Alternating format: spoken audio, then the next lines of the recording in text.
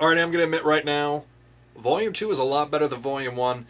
You know, hand on my heart, there might have been a little bit of nostalgia playing into my feelings for Volume 1. It is a little, like, the pacing is kind of messed up and the melodrama is a little over the top, and there really isn't anything that bizarre other than the reverse Aztec murder.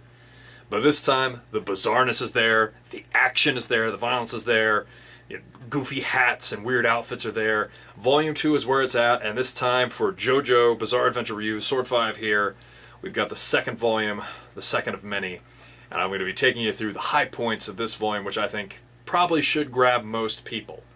Like I said, action, action, action. This volume has tons of great fights in it, compared to the first one that had, one-sided boxing matches. They even called it boxing in like a rugby game. Here we have the amazingly short Speedwagon JoJo fight, one log-like kick to the face. We have Dio versus his first test subject, the first vampire we get to see. We learn that the stone mask has the ability to turn people into vampires. You get fangs, super strength, and the ability to have a super healing power if you drink blood with your fingers. He fights that guy. That's a very gruesome fight. And we also learned that the only weakness for vampires in this series, it seems to be sunlight, or I guess fire. And the final fight we get, which is pretty cool, is JoJo versus Dio, which is kind of our first, fight. Like, a lot of these things have been one-sided affair. Even Dio only won that by the skin of his teeth when he fought the test subject. Here we have Vampiric Dio versus JoJo, who is just this, the guy has a log-like body. He has a... And they kind of use height like power levels in JoJo. Just catch on to that. I love the heck out of that. His 195 centimeter body took on Dio, and it's one heck of a fight. JoJo uses his brain, and he, more importantly, like Saito from Kenshin, uses his belt to gain the upper hand in the fight. If you're not psyched by that, I don't know what is. I'm almost willing to bet that Kenshin scene might even have been a reference to JoJo. Well, I have to look that up. Anyway, the great action in this volume. We also have some side characters introduced that are going to be around for a while. We have Speedwagon, who has the closest thing as you can view to character development in this entire series. Speedwagon is introduced, at the very end of the last volume. He has a razor-sharp hat, but he doesn't really do a lot of fighting after he's quickly whooped by JoJo. He basically becomes the emotional replacement for Danny the dog. This is the person that will, doe-eyed watch, JoJo do amazing things from the sideline and every once in a while help.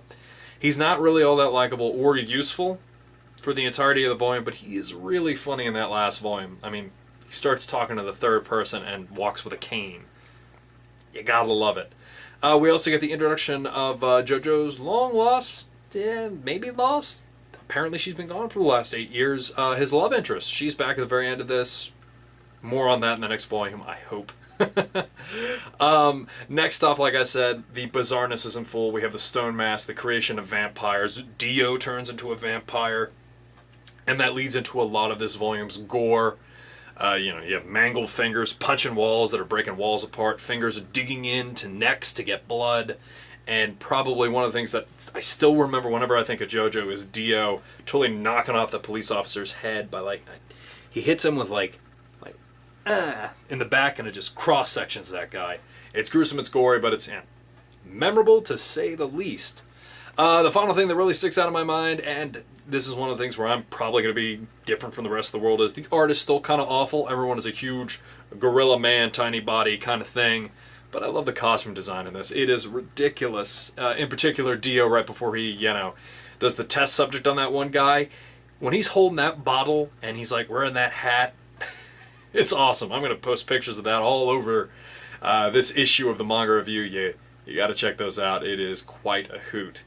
This one also ends at a pretty good cliffhanger. The first one, melodrama was kind of propelling you forward. You knew how this was going to turn out, but this, you're not quite sure how to follow this one up. JoJo is recovering, his entire body is broken and he's covered with burns, and Dio was pretty much burnt, I thought to ash, but some bones left enough to kill that Chinese poison merchant.